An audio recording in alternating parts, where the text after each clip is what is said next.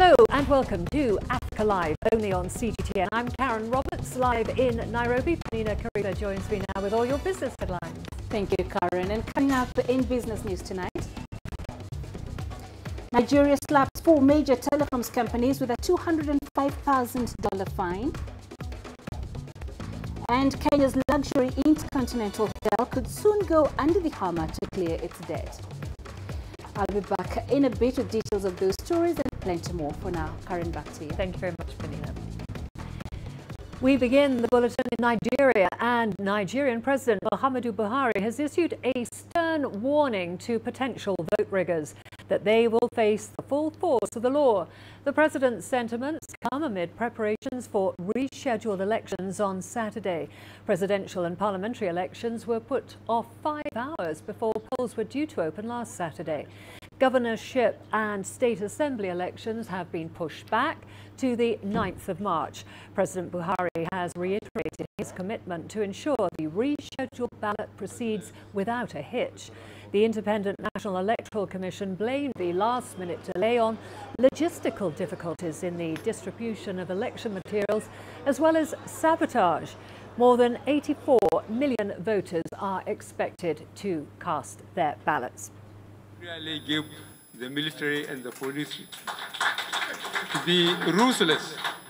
We are not going to be blamed that we want to rig election. I want Nigerians to be respected. Let them vote whoever they want across the parties. I'm not afraid of that. I have gone through, as you said, the whole 36 states and Abuja. I went round. I think I have got enough supporters across the country to look after me. So I am going to warn anybody who thinks he has enough influence in his locality to lead a body of thugs to snatch boxes or to disturb the voting system. He will do it at the expense of his own life. Well, CGTN's Kelechi Emekalam joins us now from our studios in Abuja for more on this. An unusually hard-hitting statement from President Muhammadu Buhari there. Where does that leave the electoral body, the INEC? Well, apparently President Buhari did say that he only got the news of the postponement at about 4:30 a.m. on election day. He was already in his country home where he had gone to cast his vote. Now, he described the action as most unfortunate, as INEC had all the time and resources required to conduct the elections. Now, driving home the point that INEC displayed remarkable ineptitude.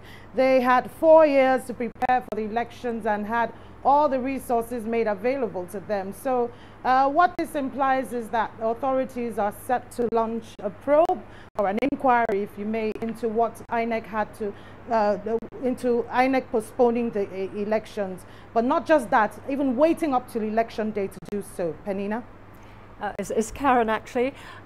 Well, as you say, it's taken 4 years for them to prepare, and the ruling party, the APC, is also questioning what the INEC hopes to achieve in under 5 days that it failed to achieve in 4 years. Now, that's a very key point for consideration there, and it seems like the Electoral Commission is having serious issues. There were lots of concerns raised as already very sensitive materials have been distributed to various parts of the country. One of the issues raised is that in the distribution of electoral materials, there are complaints that there has been some mix-up in voting materials. Now, some materials meant for a particular state were instead transported to another state, you know, creating a total mismatch capable of crippling the voting process in these areas. Also, INEC is configuring 180,000 card readers.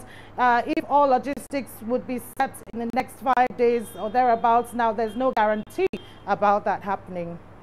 And Kelechi, when President Buhari speaks of investigating the INEC after the elections, what does he really mean?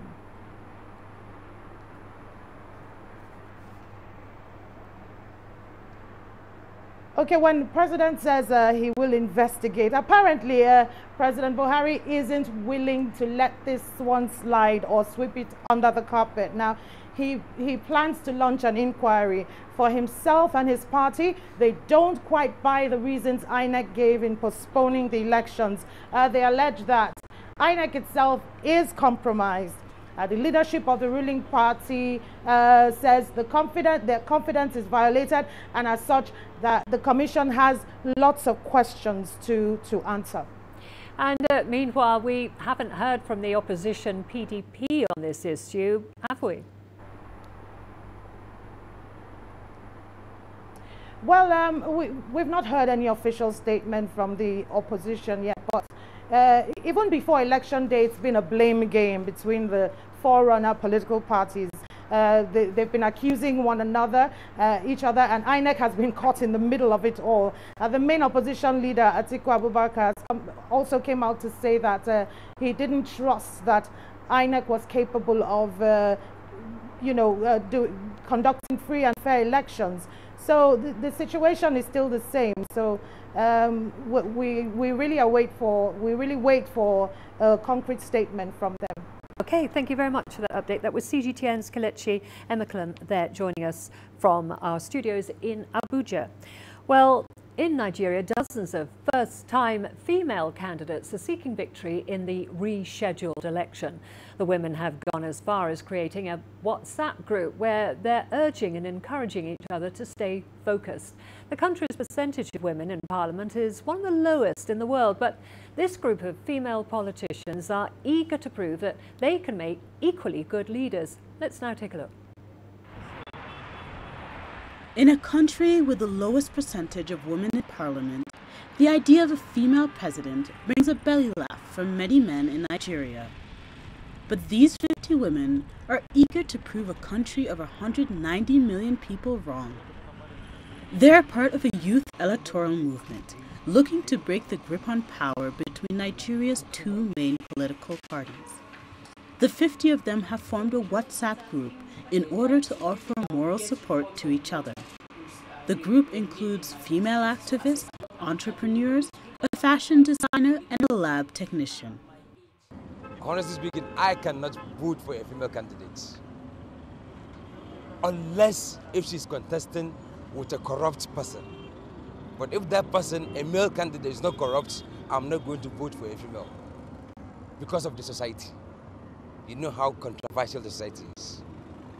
A lot of ethnic, tribal, religious issues. So a woman can't control the type of this pressure that we are facing.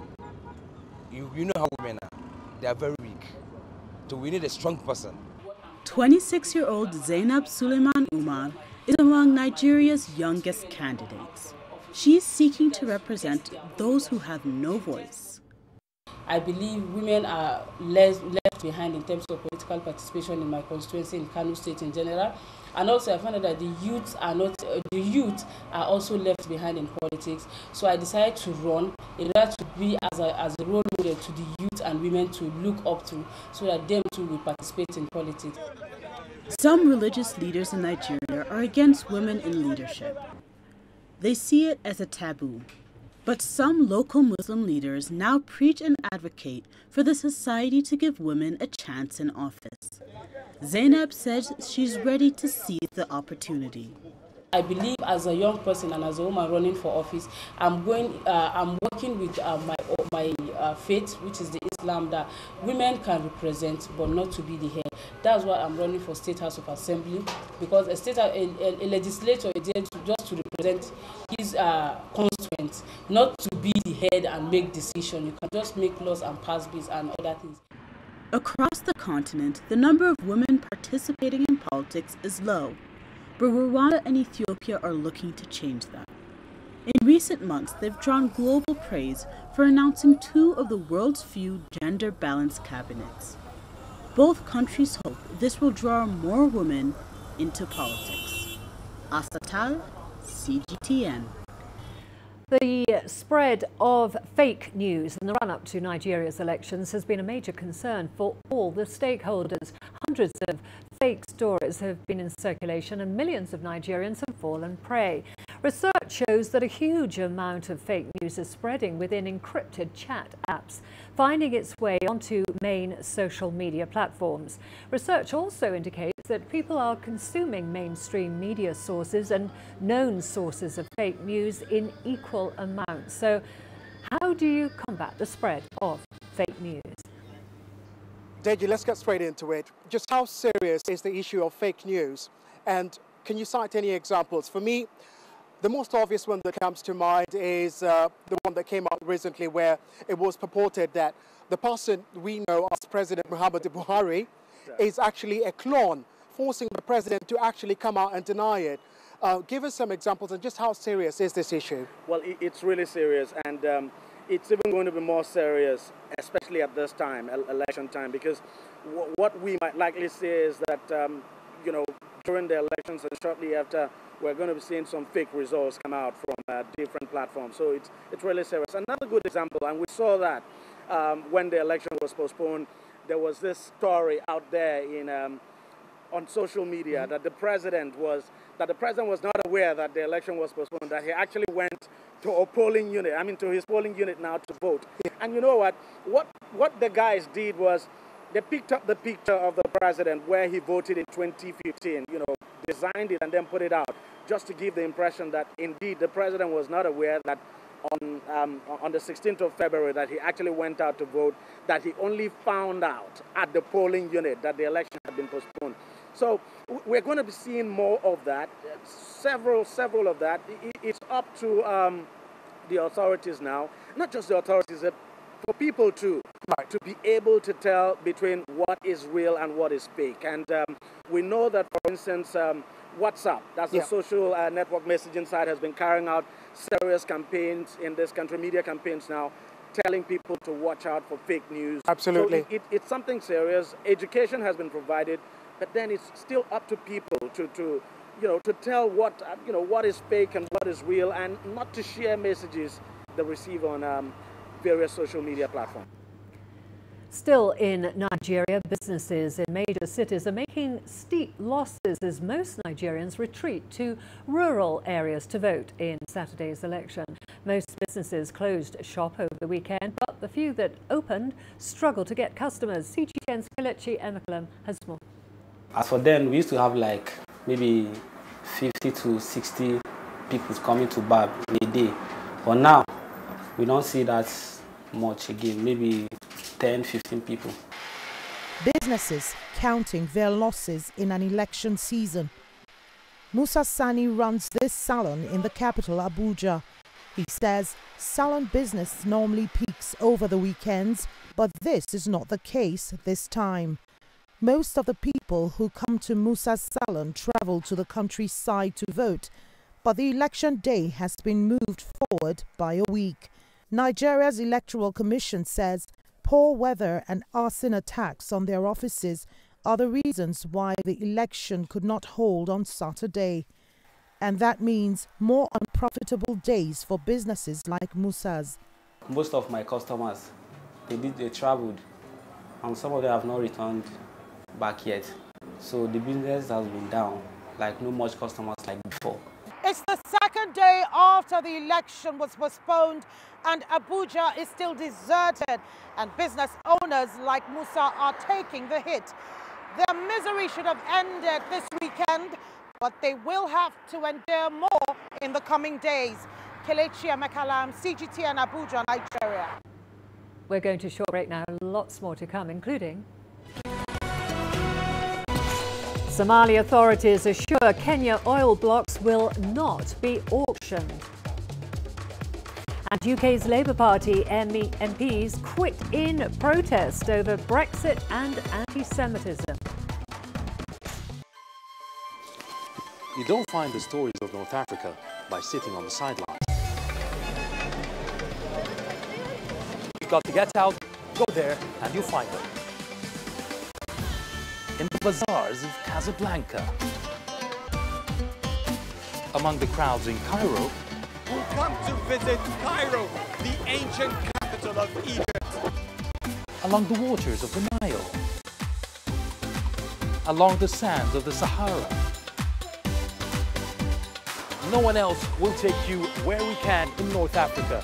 No one else will show you what it's all about. CGTN, see the difference.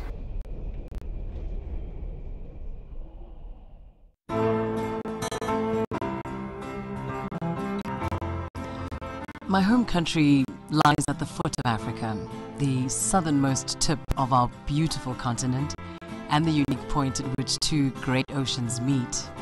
Now on a clear day in Cape Town, you can just make out Robben Island, the place where Nelson Mandela was jailed for so long. South Africa has changed so much in the years since then, but it is this country's history that shaped me and took me into reporting. I'm inspired by Africa's men and women of courage. It's the everyday hero who brings out my passion, the creator, and I know our time has come. CGTN is a platform where African voices can speak for themselves and take their stories to the world. My name is Lindy Mtongana, and I'm a news anchor and reporter for CGTN.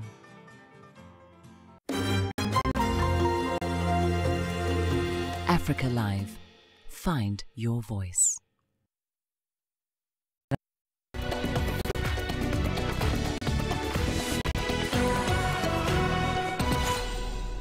On to Somalia, and authorities there are assuring Kenya that the disputed oil blocks will not be auctioned. The blocks are in a disputed maritime region between both nations. This comes after Kenya recalled its ambassador and expelled the Somali envoy to Kenya. A diplomatic standoff between Somalia and Kenya has emerged over a maritime dispute. Nairobi has accused Mogadishu of auctioning oil and gas blocks in a disputed territory in the Indian Ocean, a move Mogadishu has denied in a statement released by the Foreign Ministry. Diplomatic tension between the two countries escalated over the weekend after Kenya recalled its ambassador to Somalia and ordered the Somali top diplomat in Nairobi out of its country. Kenyan officials argue that Somalia offered several oil blocks in its territory to external bidders at a recently concluded conference in London. The summons is a consequence of a most regretful and egregious bilateral activities in the region before the judgment of the court. Legal teams from both countries are now expected to avail themselves for an oral hearing at the International Court of Justice later in September. Experts now say that Kenya is worried about the possible outcome of the court case. The latest statement coming out of Kenya reveals that Nairobi is worried about the possible outcome of the court case in The Hague. It is a preemptive move aimed at forcing Somalia to resolve the issue through dialogue and abandon the court case at the International Court of Justice. Somali officials have also criticized the move to expel its envoy to Kenya without prior consultation. Somalia says it shares a solid bond with the East African nation. The relationship between Somalia and Kenya is a real one, it's a solid one, and to make it clear our intention of even taking the relationship and the cooperation between the two countries to another level. Mogadishu hopes to revive its hydrocarbon sector and is set to announce first round of bidding on offshore acreages in 206 blocks, mainly in southern Somalia, as it seeks to revive its economy. Meanwhile, opposition lawmakers have criticized the recently concluded London conference and called for transparency in the bidding process. Once the bidding is done, economists say Somalia will join ranks with oil and gas producing nations of the world. Abdulaziz Bilo, CGTN, Mogadishu, Somalia. Now to the latest on Brexit. British Prime Minister Theresa May plans to speak to every EU country leader along with the European Commission President in a bid to make changes to her Brexit deal. She'll be seeking to change the Irish backstop, one of the most contentious parts of the withdrawal agreement. If she fails, the UK Parliament could reject her deal again, and lawmakers could propose to delay Brexit, or Britain could leave the bloc without an agreement. Well, staying in Britain, 7 members of Parliament from the opposition Labour Party have quit in protest over Brexit and anti-Semitism. The mass resignation of the group is regarded as a major setback for the Labour opposition, which is struggling to pitch controversial policies to the public. Richard Bestick reports now from London. The 7 will now sit as independent members of Parliament in a move that's as damaging to the cohesion of British politics as it is to the UK's Labour opposition. We've all been Labour members of Parliament for very many years, in my case more than 3 decades. But the Labour Party we joined, that we campaigned for and believed in, is no longer today's Labour Party. We did everything we could to save it, but it has now been hijacked by the machine politics of the hard left. The group has a long list of complaints against opposition leader Jeremy Corbyn. Good morning, how nice to see you all here this morning. Good morning, how nice to see you, and goodbye.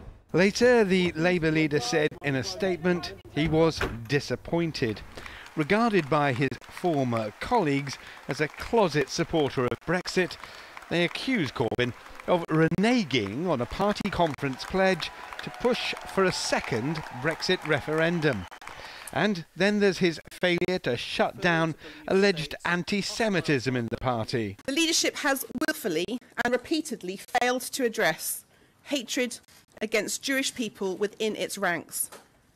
And it is for these reasons and many more that I have made this decision today. I am leaving behind a culture of bullying, bigotry and intimidation. This mass resignation by this so-called gang of 7 will have, it's expected, a limited impact on the voting dynamics surrounding Brexit. It is, however, a barometer of the pressures that Brexit is placing on the British political establishment. Richard Bestick, CGTN, London. An Airbus executive says the company will have to make difficult decisions about future investments if Britain leaves the European Union without a deal. The company's senior vice president said it has already spent a huge sum of money to prepare for such a scenario. Moving now to South Sudan. Despite the signing of a peace deal, UN investigators have found that at least 175 women and girls have been raped or suffered other sexual and physical violence between September and December 2018. The surge in conflict-related sexual violence is attributed to the breakdown in the rule of law, and a large number of fighters in the north are yet to be reintegrated after years of civil war. A surge in sexual violence in South Sudan's unity state targeting victims as young as 8 has underlined the need for urgent measures from the government to protect women and bring perpetrators to justice. Obviously not the whole picture, but they found 175 women and girls who'd been either raped, gang raped, or sexually assaulted or physically harmed in other ways. 49 of those girls who were raped were children. According to the joint report, attacks against women have decreased significantly since the peace accord was signed on 12th of September. However, it warned that assault and sexual violence incidents are endemic in the northern unity state. The UN report reveals most of the attacks are reported to have been carried out by youth militia groups. Among the practical measures taken in a bid to help vulnerable communities in Unity State, UNMISS has cleared roadsides to prevent attackers from hiding from potential victims. A mobile court system is also operational, which has had some success in bringing perpetrators to trial. Beryl Oro, CGTN. Senegal is going to the polls on the 24th of February and campaigns are in full swing. But as the presidential candidates hit the campaign trail, hoping to garner votes with various policies, one voter is choosing development as a key concern. Here's the story of Yahya Anayas, who is a barber in one of the salons situated just outside the capital, Dakar. To the ordinary eye, Yahya Anayas is just another struggling hairdresser, operating in one of these shacks in the back streets of Dakar. But Yahya is a traveled man. He grew up in France and knows a lot about politics and development. Moi j'ai vécu là-bas, j'ai fait la France I lived there. I lived in France. I am among people who have traveled abroad and then come back to the country and try to do something to make a living. I'll give you an example. In France, if one day you lost your job and you are unemployed, each end of the month you receive unemployment benefits. Now that doesn't exist in Africa. Healthcare and all that doesn't exist either.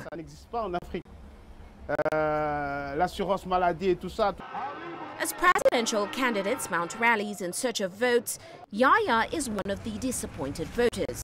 No leader seems to be addressing the fundamental issues close to his heart. There are too many things to do. We are late in terms of development compared to other continents, and I think it shouldn't be that way.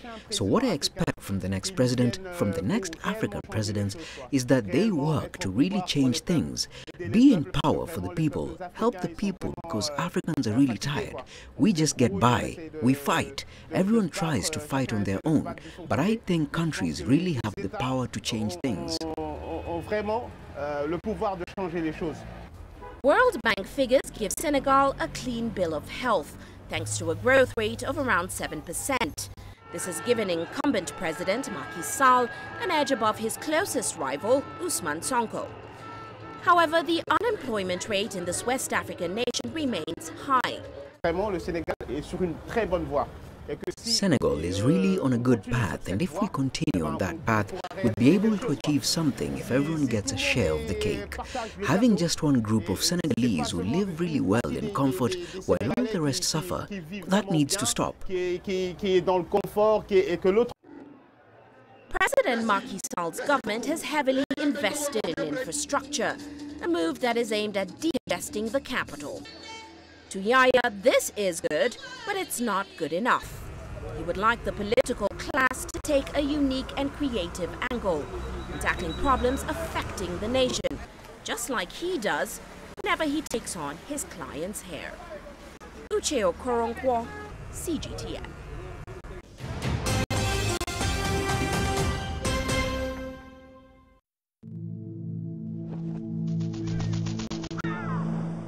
How will your world change today? What happens here? What happens there? Or what you make happen for yourself? If it matters to you, it matters to us too. Your stories are the stories that need to be told. Africa Live. Find your voice.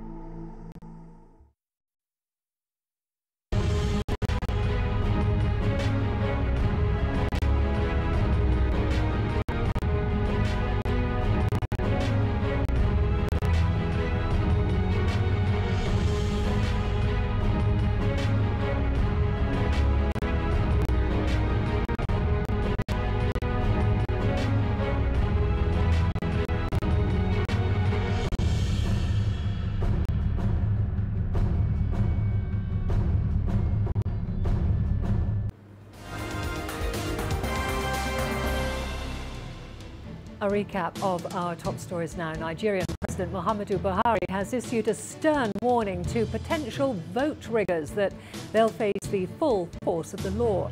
The president's sentiments come amid preparations for rescheduled elections on Saturday. President Buhari has reiterated his commitment to ensure the rescheduled ballot proceeds without a hitch. Somalian authorities are assuring Kenya the disputed oil blocks will not be auctioned.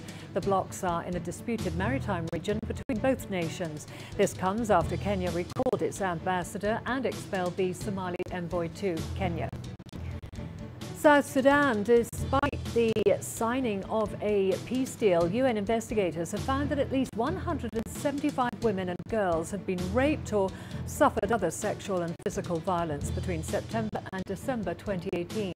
The surge in conflict-related sexual violence is attributed to the breakdown in the rule of law and a large number of fighters in the north yet to be reintegrated after years of civil war. And 7 members of parliament from Britain's opposition Labour Party have quit in protest over Brexit and anti-Semitism.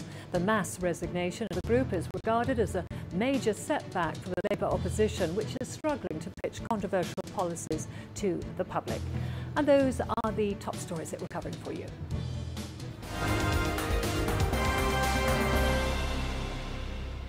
Well, let's now go to Peninah, Karibe for all the latest business news. Over to you. Thank you, Karen. Coming up in business news tonight. Nigeria slaps 4 major telecoms companies with a $205,000 fine. And Kenya's luxury intercontinental hotel could soon go under the hammer to clear its debts. Africa is the nexus of enterprise, and global business will tell you why it matters. From the mega investment projects to multi-billion-dollar mergers and acquisitions. Africa today collects, just in terms of revenues from taxes alone, $545 billion a year. If you take 10% of that and you devote it to the energy sector, problem solved. All this on Global Business, weekdays at this time on CGTN. Business in Africa is at the crossroads, where opportunity meets innovation, where profitable new markets collide with global trends. From the sound of an African bell on a stock market's floor, to the shout of the trader in a bustling free market. It's colorful, vibrant, and exotic. CGTN stands at the gateway to Europe, Africa, and the Middle East. From Morocco to South Africa, we talk to the deal makers and actors who fuel its engines of growth. Only on CGTN.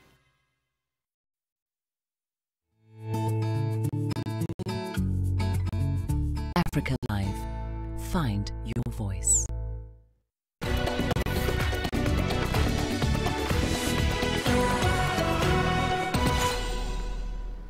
Let's begin in Nigeria, where 4 major telecommunication companies have been fined $205,000 for breaching the laws of the Nigeria Communications Commission.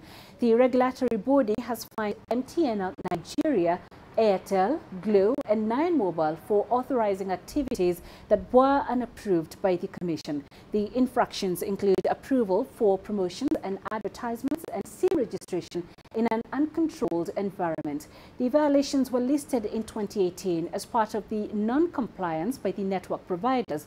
The companies also accused of routing a minimum of 10% of interconnect traffic through exchange licensees. Here in Kenya, the luxurious Intercontinental Hotel in the heart of Nairobi could soon face an auction by creditors for its accrued debt of $7 million. According to Tourism Finance Corporation, Kenya Hotel Properties is technically insolvent as it has failed to service the debt owed to Stanbic Bank. As a result of the financial difficulties, creditors have threatened to have it blacklisted at the Credit Reference Bureau. This would make it difficult to access more credit if it fails to service the loan within the next 90 days. In October 2015, a loan facility of $1.25 million was granted by the Tourism Finance Corporation, which still remains unpaid. The hotel registered a loss of $1.14 million last year. Ethiopia and Djibouti have signed a deal to build a pipeline to transport Ethiopian gas to an export terminal in the Red Sea state. Ethiopia has extensive gas deposits that were discovered in the 1970s. China's GCL Petroleum Investments has been developing the Kalub and Hilala fields there since signing a production sharing deal with Ethiopia in 2013. The deal between Djibouti and Ethiopia comes a year after GCL signed a memorandum of understanding with Djibouti to invest $4 billion in the project. According to the Ethiopian government, production is likely to start in 2020. Africa's eastern seaboard could soon become a major global producer of liquefied natural gas based on finds made in Tanzania and Mozambique. Speeding up the approval of the Charter of Fundamental Social Rights for Maghreb workers is one of the main projects of the newly elected leadership of the Arab Maghreb Workers Union. The union has 5 member states: Tunisia, Algeria, Morocco, Libya and Mauritania. Their aim is to put an end to political tension in the region. Here's CGTN's Adnet Shawashi with more. The Secretary General of the Tunisian General Labour Union UGTT, Nourdine Taboubi, has been elected Secretary General of the Arab Maghreb Workers' Union. This is a huge responsibility. The Arab Maghreb Workers' Union has held its Congress in after 14 years of tension and disagreements between the political leadership of some member states. We will unify our disclosure and efforts to transform the Union into the most powerful organization in the region. The Secretary General of the General Union of Algerian Workers voiced hope that the General Secretariat that will emerge from this Congress will accelerate the establishment of a climate conducive to trade union action in the Maghreb. We must strengthen the role of Maghreb Trade Union Organization on the regional, Arab and international scene. The role of Maghreb syndicates is not limited to social demands. We will play a political role to bring decision makers to the negotiating table on economic, social, political and security issues. Delegates believe that the political tension between Morocco and Algeria, as well as the chaotic situation in Libya, have hampered collective action. Moving forward together and turning the page on years of political tension and giving priority to regional security is one of the objectives of the new Maghreb Union leadership. We cannot talk about economic integration, free trade zones and modern infrastructure development while politicians do not sit to the negotiating table. Maghreb Union's leaders made a series of proposals to make the institutional system more effective, including one related to the creation of a tripartite or multicultural decision-making and consultative mechanism under the auspices of the International Labour Organization. The 5 Secretaries General of the Arab Maghreb Union syndicates called for support for the regular meeting of the Maghreb Labour Ministers to develop a new dynamic policy in the region and design a new approach to migration. Adnan Shawishi, CGTN, Tunis. Meanwhile, Saudi Arabia has signed investment agreements worth $20 billion with Pakistan. The deal was announced by the country's Crown Prince Mohammed bin Salman during his visit to the country. Pakistan welcomed the arrival of the Crown Prince by fighter jets to guide his plane, and Prime Minister Imran Khan personally drove him to the capital Islamabad. Salman arrived in Pakistan on Sunday to kick off his tour of South Asia and China. It's big for phase 1, and definitely it's gonna grow every month, every year. But also because Saudi Arabia has always been a friend for Pakistan. Saudi Arabia has been a friend when Pakistan has needed friends. So Saudi Arabia has always been a friend in need, which is why we value it so much. That's it for now, but still to come on Global Business, we'll be looking at the implication delayed elections have had on the Nigerian economy. We'll be live from Nigeria's capital, Abuja, for details of that story. Karen, for now, back to you. Thank you very much, Peninah. Well, we are going to a short break. Don't go away. A lot more to come, including Somalia's veteran musician looks to revive culture with music and art. And South Africa's gallery exhibits the work of Barbara Schroeder. Africa Live. Find your voice.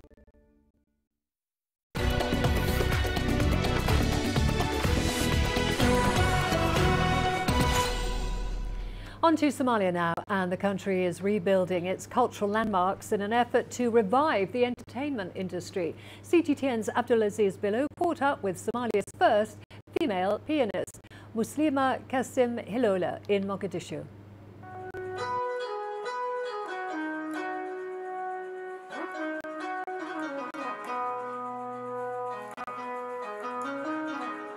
Muslima Kasim Hilola is reminiscing the good old days when she played a piano in the presence of world leaders and foreign dignitaries at the National Theatre.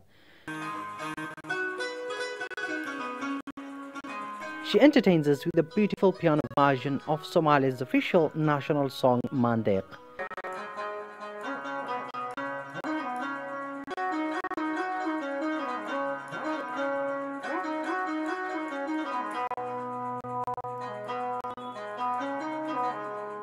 Inside a living room, the blue Somali flag with a 5-pointed star is pinned on the wall. Muslima's career began close to 4 decades ago at a very young age to become the first ever Somali female pianist, taking up music after her late father Qasim Hilole and her sister Fadoma Qasim Hilole, a household name in Somalia.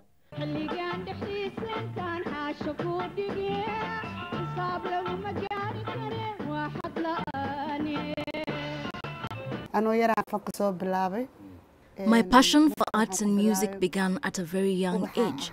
At first I tried singing, but then stopped and focused on playing musical instruments.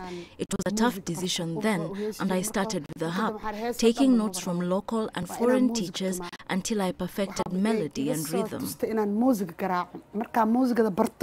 Muslima played instruments for several great Somali singers, including the legendary Hassan Aden Samater and the late Saada Ali Warsame. This classic hit song that's still popular among Somalis was filmed at the National Theatre in front of foreign dignitaries.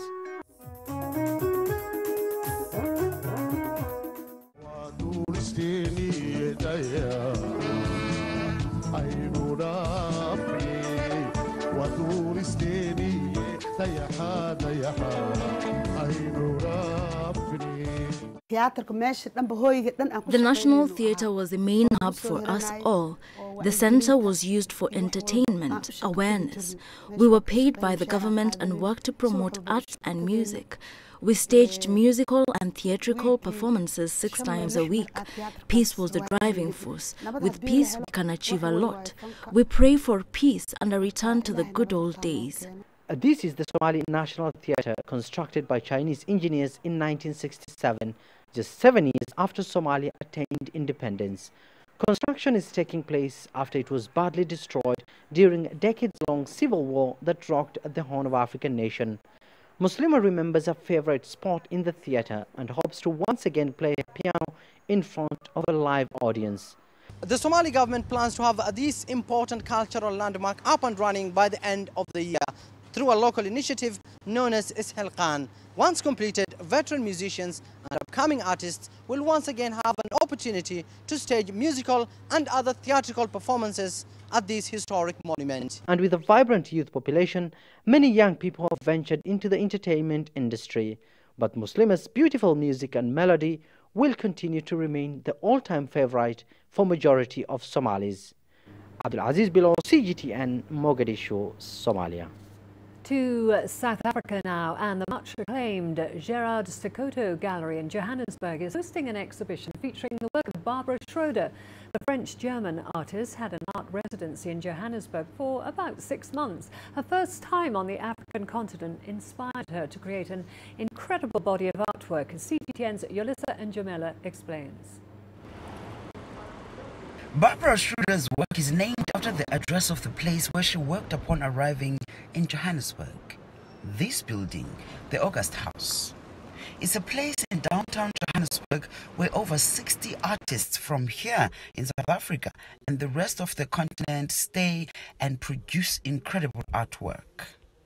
The August House building is located in a difficult and risky neighborhood, a far cry from Schroeder's home back in France. I'm living in France in a very idyllic, peaceful region on the landscape with wine all around and trees. And I wanted to be in an opposite life, in a very real life. The exhibition in Bordeaux was called 76 N Street because it's the address of August House. I wanted to show that it's not the end of something, but the beginning of something new. It's not because you're living in misery and poorness and violence that it's the last answer you can give. You can create and create something else, something very positive. So it's not an end, it's for me a beginning of something.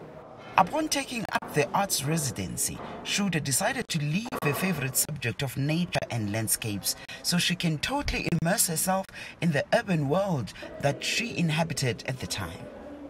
From the rooftop of the August House building, she could see the shadows of the people walking in the street. They inspired her to a graphic work of dark silhouettes. silhouettes that are finally connected by a ribbon of rust, which according to her relates a same and common story of national history. Today the works are on the wall illustrate a very important subject for me. It's way of life, ways of life. It's crossing of experience, crossing of meeting. It's the meeting of somebody else, somebody who is a stranger, somebody who can be an immigrant, somebody who is coming from, who is getting somewhere. Shuda says her immersion with the African artists was enriching, but also emotional and an artistic upheaval. I think in a certain moment of your life, you have the feeling that you're turning around and that you can't get further on because you're always working on your own and on your own inspiration. So being with other artists, even if you don't copy their work, it's an enrichment of your own work. So you have another vision of what you are doing. Her deep concentration in creative energy, techniques and visions of art so diverse, it's embedded in what she says she'll take home with her. What I'm bringing home with me, it's all this atmosphere of creation all around me, and that you taste whatever you want without fear, because there is no gallery waiting at the end who is expecting you to do this very special kind of painting that everybody wants you to do. You're completely free in a residency to experience whatever you see all around you. In parting, Shuda says 76 N Street is definitely not the end of a road, but it's the road itself. The life of a fight, a hope, and an elevation. Peninah Jamila for CGTN in Johannesburg, South Africa. We've got all the sports news coming up after the break, including the Under-20 Africa Cup of Nations wraps up in Niger after 16 days of action. Africa, where champions are made, records are broken, legends are born. We're there for every goal, for every knockout, for every step of the way. Match Point, only on CGTN.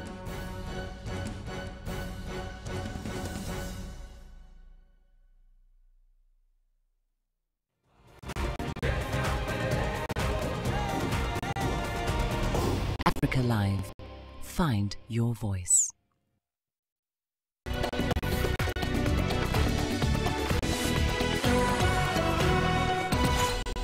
We begin with African football news. Mali beat Senegal